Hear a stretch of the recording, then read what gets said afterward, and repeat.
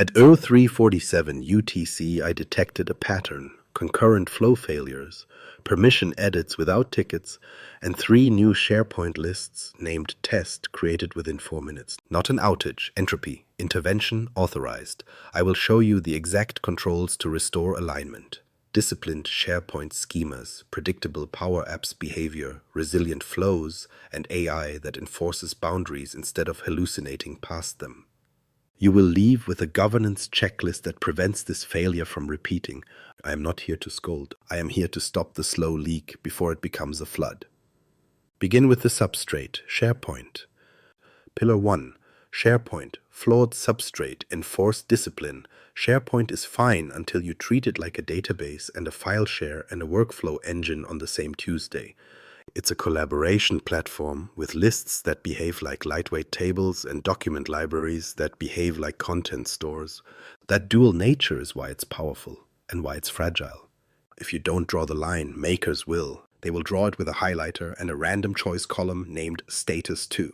The thing most people miss is this: SharePoint isn't the villain. Inconsistent design is. Lists scale acceptably for thousands of items when queries are delegable and indexed, but they feel like wet cardboard when you bolt on 347 columns, 5 lookup chains, and a gallery trying to filter across non-indexed text. Do you think you need more horsepower? You really need fewer anti-patterns. So here's the enforced discipline. First, schema. Name the list for the business noun, not the project nickname. Incidents, not Jen's trial tracker.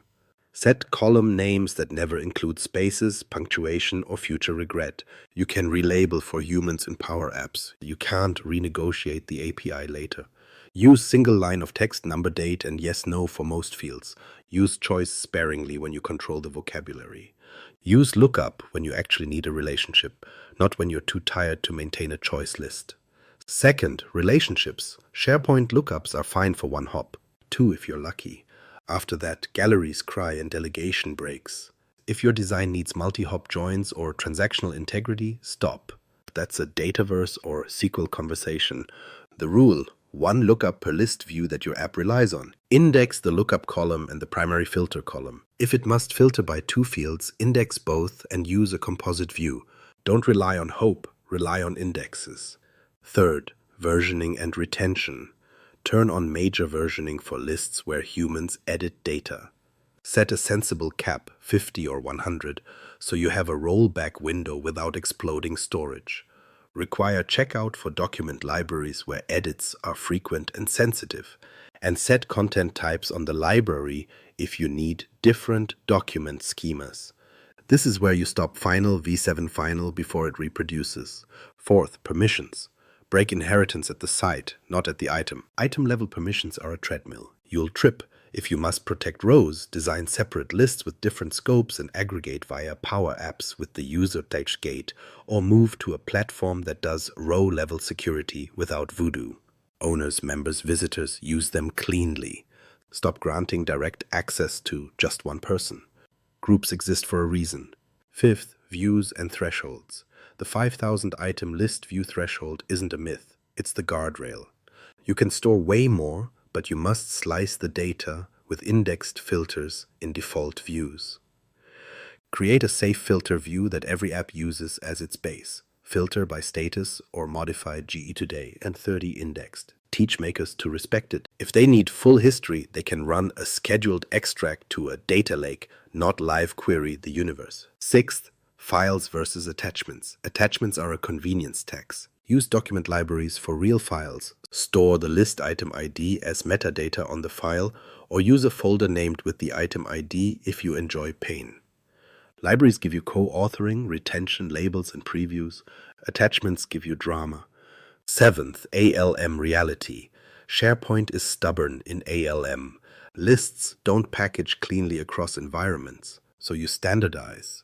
A provisioning script, JSON site scripts or PNP templates, creates sites, content types, lists, columns, views, and indexes. The app never creates schema. Humans never create schema in production. If that sounds strict, good. It's cheaper than reconstruction. Eighth, delegable logic. Power Apps can query SharePoint efficiently if you write delegable formulas.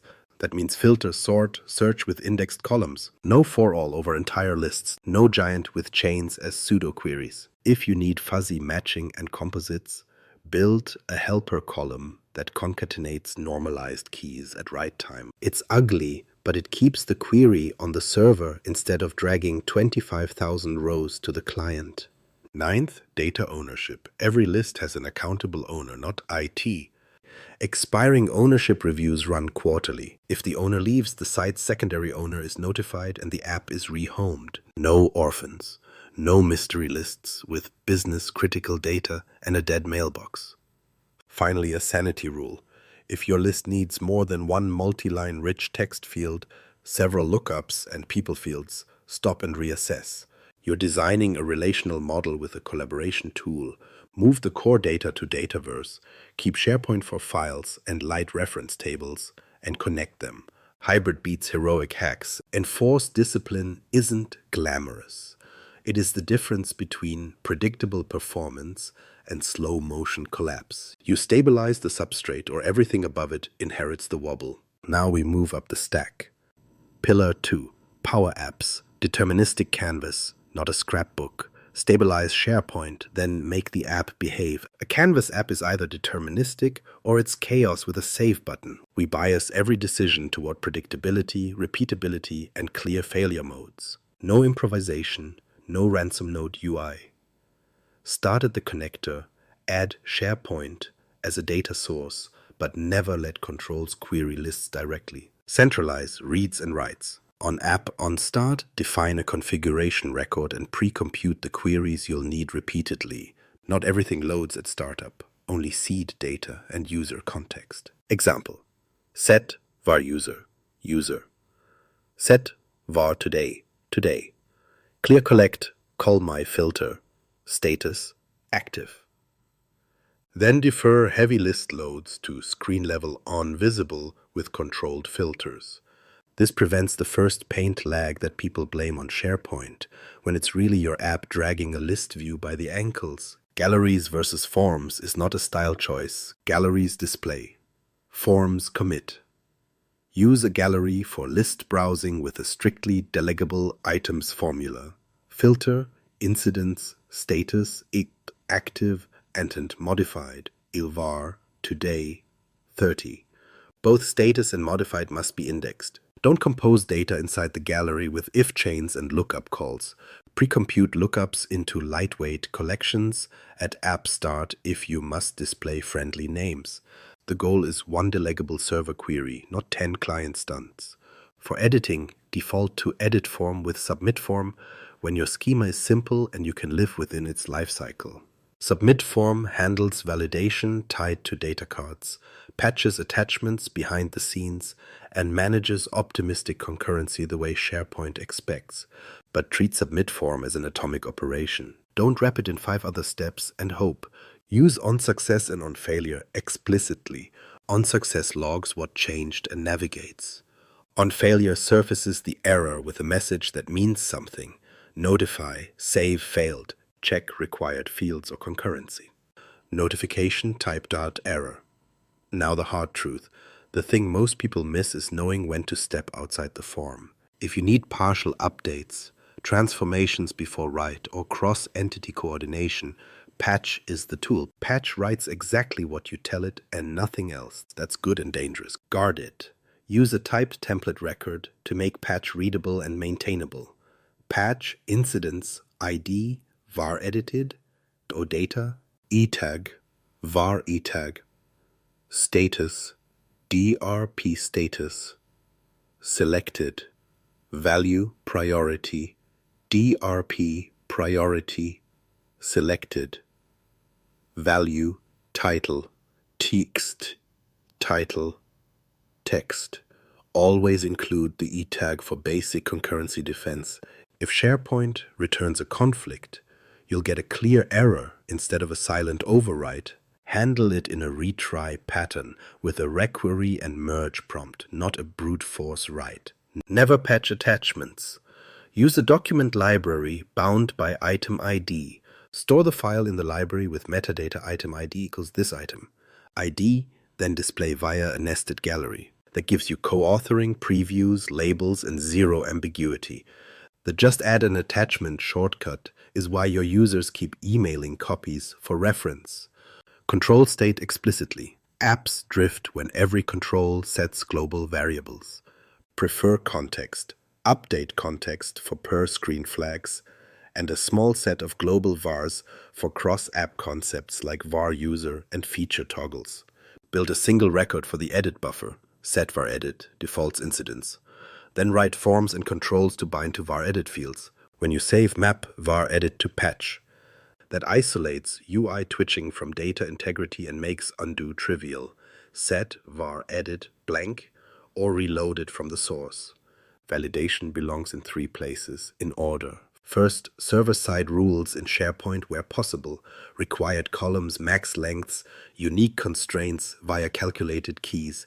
Second, data card required and valid properties aligned with those rules, not invented on the fly.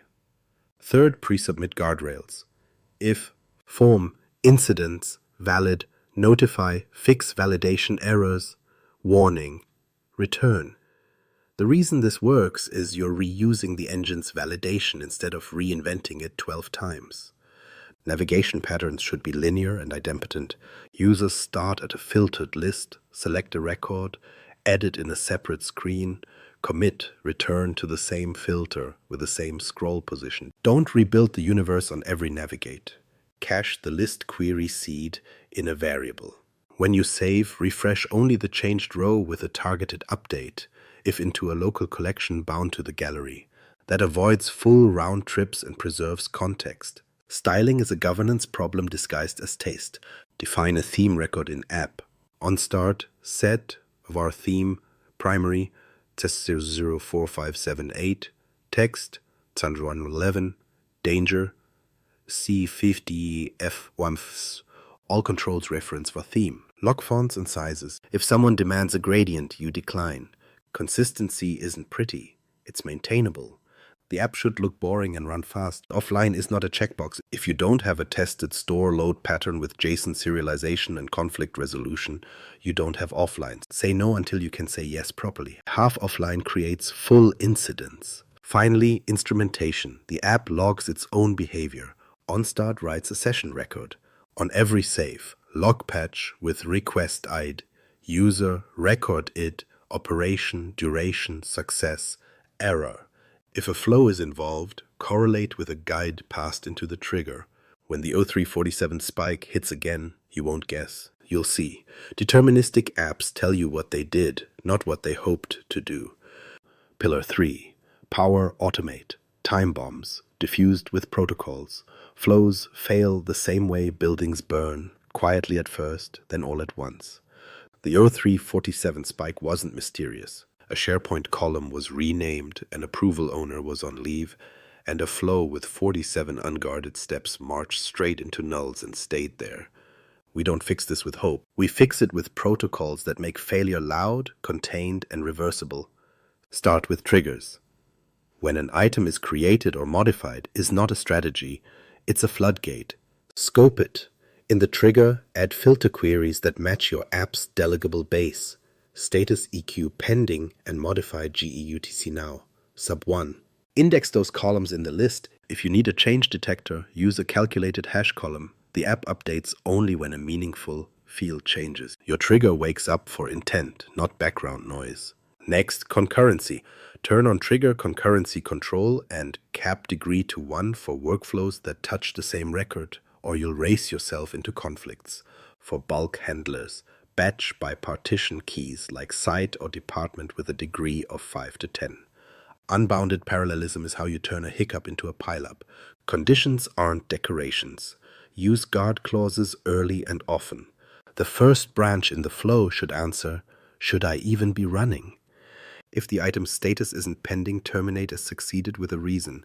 If required fields are blank, terminate as failed with a specific code. Dead end quietly is not resilience, it's a cover-up. Approvals look simple until someone goes on vacation. Use the built-in start and wait for an approval for human decisions, but wrap it with reality. Set a business realistic timeout, 72 hours, not forever. On timeout, branch to an escalation path. Notify the requester, notify a backup approver group, and log a governance event. If your culture requires reassign, use entra groups instead of individuals so coverage rotates without edits. The thing most people miss is that approvals are state machines. Your list item should reflect that state. Write a status X awaiting approval, then approved or rejected, and a decision by field. The flow reads and writes that state explicitly to survive retrees and human drift. Data operations are where promises go to die. Parse JSON everywhere a shape matters. Stop guessing at dynamic content. Define a contract for each connector's response and fail fast if it changes. Use try-catch patterns with scope actions. A try scope for your main logic, then a catch scope configured to run on failure, timeout, or skipped. In catch, gather context. Flow run ID, item ID, e-tag, correlation ID from the app, and send a single consolidated alert. The game changer nobody talks about is correlation. Pass a guide from the app into the flow trigger and write it into every log, email, subject, and Teams card. When the spike hits, you follow one ID through app, flow, and SharePoint updates without guessing. SharePoint writes, need optimism with proof. Before you update item, get the current item to retrieve the e-tag, write back with if-match header, where available, or use the update item action and check for 412 precondition failed in the error. If someone edited the record between trigger and write, don't bulldoze. Branch to a merge path, read fresh, compare changed fields, and either reapply or ask the requester to reconcile. Silent overrides are how you lose trust. Long flows need checkpoints. After each critical mutation, persist a last processed step field to the list or a shadow tracking list keyed by the item ID and correlation GUID. On rerun, the first action reads that checkpoint and jumps to the next block. That makes your flow idempotent. Replays don't double charge you or send 2 emails to the CFO. Files are their own trap. If the flow handles documents, use document libraries and content types, not list attachments. Use get file content using path only when you must. Prefer IDs to avoid path drift. When generating files, write metadata first, then upload content, then update the metadata that depends on the file version. It's boring and keeps preview, retention, and labels intact. Error handling is not just a catch scope, it's classification. Not all failures are equal.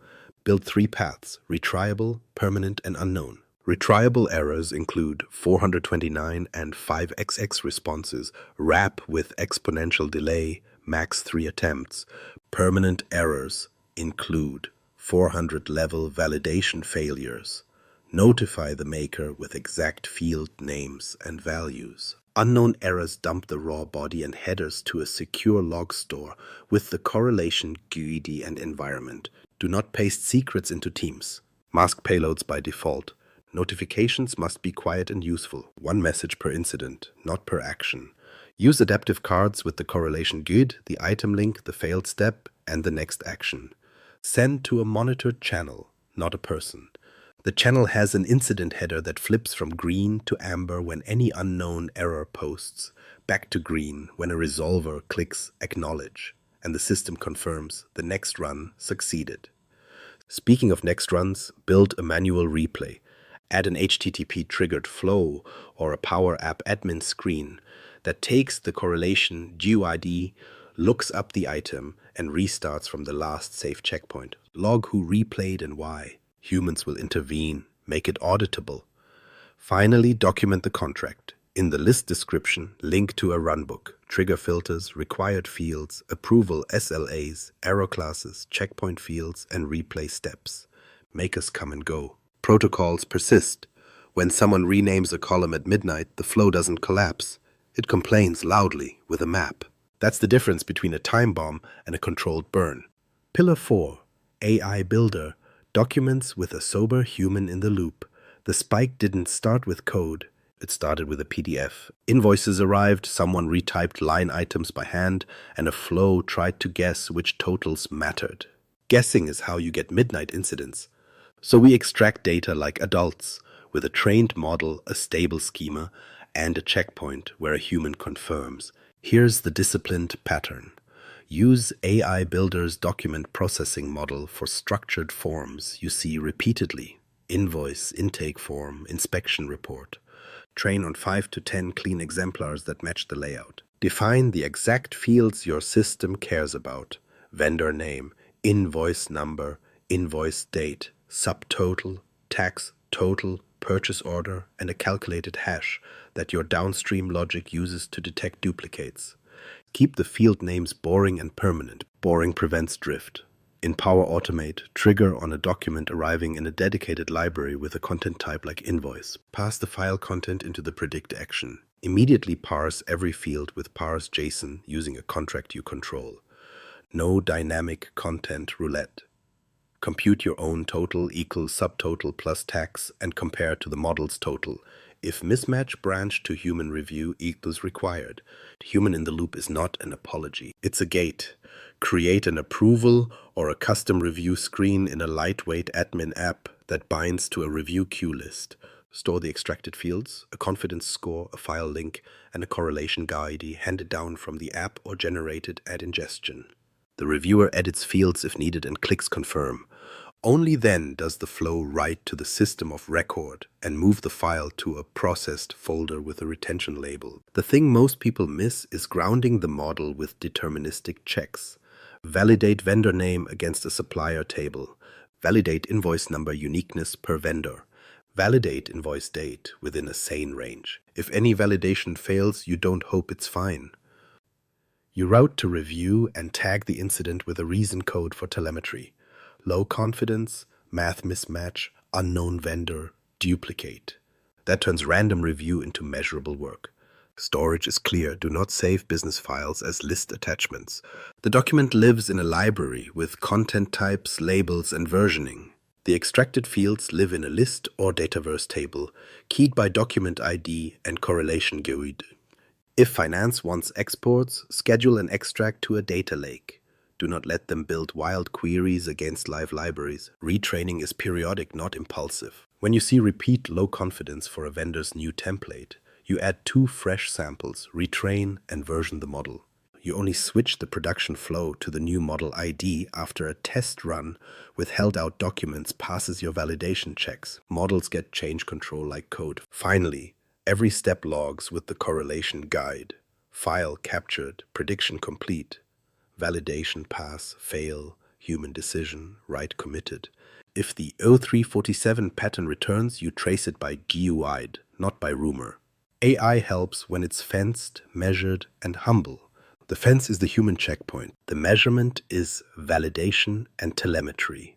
The humility is knowing when to ask. Pillar 5, Copilot Studio. Chat with boundaries, not a megaphone. The other spike came from words, not numbers. A chat agent answered a sensitive question a little too well. That's not intelligence, that's a megaphone with no volume knob. We build agents that know their lane, cite their sources, and go silent when the question crosses a line. Start with purpose. The agent does one thing: resolve how-to and policy questions for a bounded domain like expense policy and process. Knowledge sources are whitelisted SharePoint pages with current policies and a FAQ list. No broad web search. You set that to off. The agent reads from curated content only. Every response includes citations to the exact page or list item. If it can't cite, it won't say. Next, guardrails. You define instruction rules that survive clever prompts. It answers operational questions. It does not generate or summarize personal data, customer records, or anything labeled confidential. It refuses requests that require HR, legal, or security to act. It routes those to a human queue with a templated message and a link. The thing most people miss is output constraints. You set max response length, required sections, answer source, next step, and a tone. Concise, neutral, literal. No creative flourishes. Tools are surgical. If you connect Outlook, you restrict to one action. Send an email to the authenticated user with a summary and links, never to third-party addresses. If you connect a Power Automate flow, it must accept a correlation guide and an action token for idempotency. The agent doesn't mutate data directly. It requests a workflow and reports the result. That separation prevents a chat from becoming an admin console. Privacy is explicit. The agent runs with the user's identity and adheres to DLP. It cannot see content the user can't see. It does not store chat transcripts with sensitive content beyond retention policy. You configure logging to record intent, route, and decision, but mask values that look like emails, IDs, or amounts. Logs include the correlation GUID, the knowledge source IDs used, and the refusal reasons when applicable. When someone asks for all salaries, the agent refuses, logs refusal policy, and links the compensation policy page. You don't hide the refusal. You make it boring and consistent. Escalation is a path, not a shrug. When the agent can't resolve, it creates a ticket with structured fields pulled from the chat. Category, user, source page, last answer, correlation, GUID. It tells the user exactly what happened and the expected response window. The human responder sees the chat context and the sources consulted. No retyping, no telephone game. Change control applies here too. When you update policies, you republish the knowledge base, then run test prompts through a regression set. If responses drift, you adjust instructions, not vibes. If the business wants broader scope, you add sources and retest. Scope creep is an incident waiting to happen. In short, Copilot is a librarian, not an oracle. It finds, cites, and stays in bounds. When the question is outside the stack, it roots. That's how AI keeps you out of the news and inside your SLA. Pillar 6. Non-negotiables, the governance spine. Entropy starts where protocols end. These are the controls that don't blink, don't debate, and don't wait for consensus. They are enforced because they prevent the 0347 pattern. DLP first. You define connector groups. Business, non-business blocked. SharePoint, Teams, Outlook, Live in business. Twitter, personal Dropbox, and anything you wouldn't email to legal land in blocked. No app can mix business with non-business across environments. The rule is absolute. If a maker needs an exception, they open a request, it's time-bound, logged, and expires without ceremony. The reason this works is simple. Data moves along, allowed rails, or it doesn't move. Environment strategy is next. You get dev, test, prod, and personal. Dev is noisy, open to makers, seeded with fake data. Test mirrors, prod shape with masked data. Prod is locked behind change and solution imports only. Personal is a sandbox with DLP set to play nice with nothing. Unmanaged creations in prod are deleted or migrated on site. New environments require a purpose, an owner, and an end date. Expiration notices go to owners monthly. If no response, environment is paused, then archived. You don't negotiate with sprawl. Solutions and ALM pipelines carry the change. Anything real ships as a managed solution. No manual edits in prod. You package Power Apps, flows, environment variables, and connections. You never bind connections to named users. Service principals or service accounts only, with least privilege.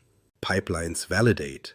Solution builds. Solution checker passes. Unit tests run, and connection references resolve. A failed check halts the deploy. Human override is logged with a change number, reason, and approver. If you're clicking next in the designer at midnight, you're doing it wrong. Ownership is enforced. Every app, flow, list, and environment has an accountable owner and a backup. Orphan detection runs weekly. Orphans are reassigned or retired. When someone leaves, assets auto-transfer to the backup via policy, not kindness. If an asset has no business owner, it has no business existing. Naming and tagging aren't style, they're search keys. You define prefixes for solutions, apps, and flows per domain. Fin, HR, OPS. Everything gets tags. Data class, owner depth, criticality, expiry. Your inventory isn't a rumor, it's a query. Telemetry is mandatory.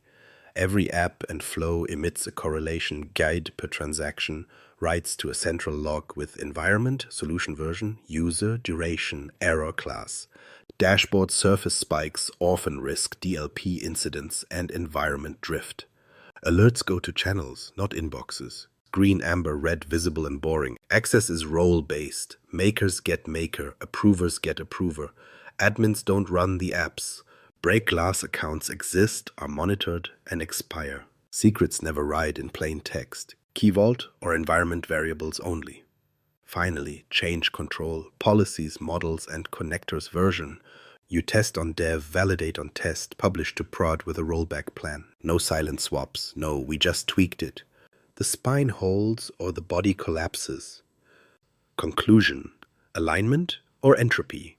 You stabilize SharePoint, make apps deterministic, cage flows with protocols, and fence AI with purpose. That's alignment. Everything else is entropy with a friendly UI. Your takeaway is simple. Implement DLP, environment strategy, and solution-based ALM, or expect O347 to return. For the checklist and reference architecture, subscribe and open the next episode. If you ignore it, I'll be back when your alerts turn amber.